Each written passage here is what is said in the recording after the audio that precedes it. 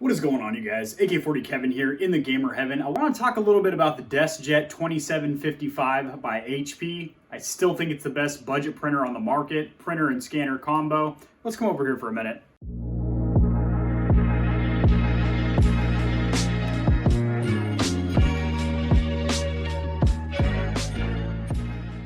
So I did an unboxing, set up an initial review of this printer about a year and a half ago, maybe a little bit longer. It was in my other house. That video to this day gets a ton of views. Like, I think each month it's in like my top 5 viewed videos, which is insane. I do want to touch on this printer again as I still think it's great. However, nothing's perfect, and this certainly isn't. It has some flaws that I wish HP would fix. So I will say right off the bat, I think this is an awesome bang for buck printer. This thing retails for about $50. However, I picked this one up for $35 on Amazon. It does fluctuate a lot though. That's one thing. It's not very consistent. It'll fluctuate between like $35 on super sale all the way up to about $70. Don't ever pay more than $70 for this printer because there are higher end versions or models in the HP ecosystem or family. Now, a couple of the things that I do like right up front.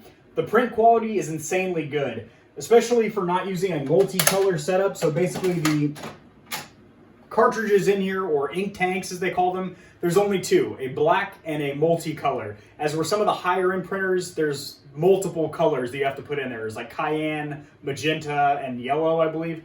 This is just a all-in-one tank, which people, die-hard printer snobs and fanboys out there, and people that are real deep in the printer enthusiasts that literally wake up and sniff their ink in their printer and, rub toner cartridges together and whatnot, whatever you guys do out there, will say that you're not going to get very bright, vibrant colors by a single color tank or whatever.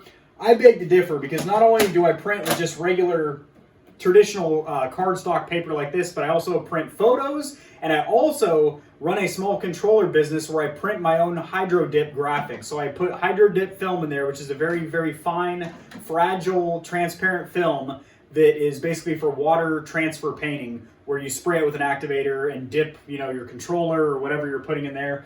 And this thing has handled that absolutely no problem. Also, I do notice that the ink lasts pretty long, especially because I'm doing like full color prints. I can actually get several prints. I mean, at least multiple dozen, if not, in the 100 range before I need to change out the cartridge. And I did find a good budget, generic brand, off-brand, color and black ink on Amazon. I'll have that link in the description below that I've been using. Because if you buy the HP brand one, which I'm not saying don't, but you're paying a premium for the name. So yeah, steer away from that.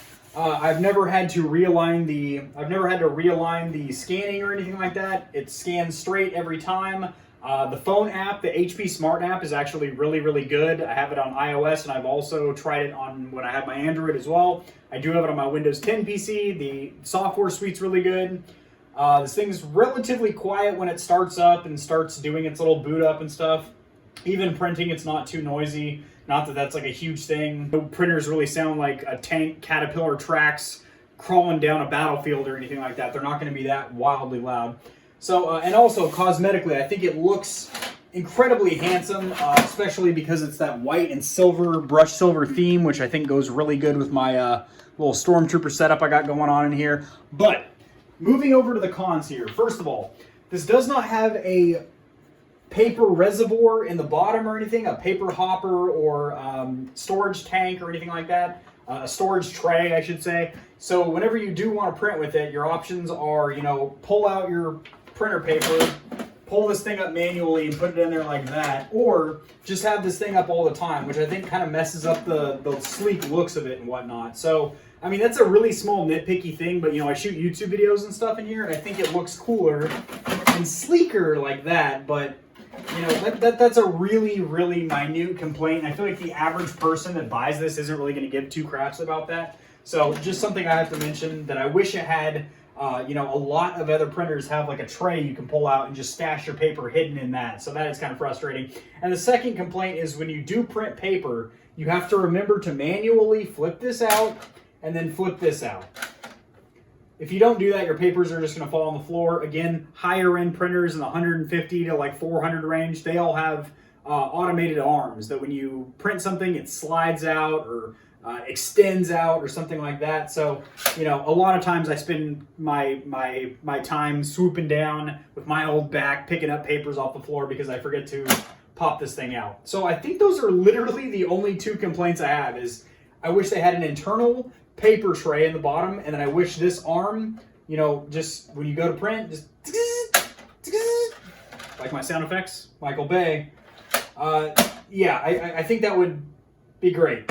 Also, a third thing, and you kind of expect this when you're getting a budget printer in this price point or whatever, in the entry-level price point. Oh boy, golly jeepers. And the next one, I think you kind of expect that when you get a budget printer, is that there's really, there's no touch screen or even like color LCD screen. It's just a couple of buttons here and this little LCD black and white screen here, which doesn't really give a whole heck of a lot of information and just really isn't all that pretty or anything. But granted, the majority of what you're going to do is going to be handled on the PC or from your phone with the HP Smart app, which, like I said, actually works really good. So the fact that the software works good kind of makes up for not having a good LCD screen or anything like that, which would increase the production costs and in turn increase the cost for the retail cost for us consumers. So all in all, for the price, I mean, if you can get it for the $50 to $70 range, which is generally what it goes for, I mean, it scans and prints phenomenally. I've had no jams. I've had literally 0 paper jams in a year and a half.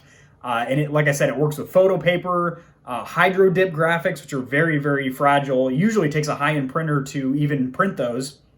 Works for me. So yeah, all in all, I gotta say, it is the best budget printer out there. It like the best sub $100 printer, in my opinion. All right, guys, that's gonna do it.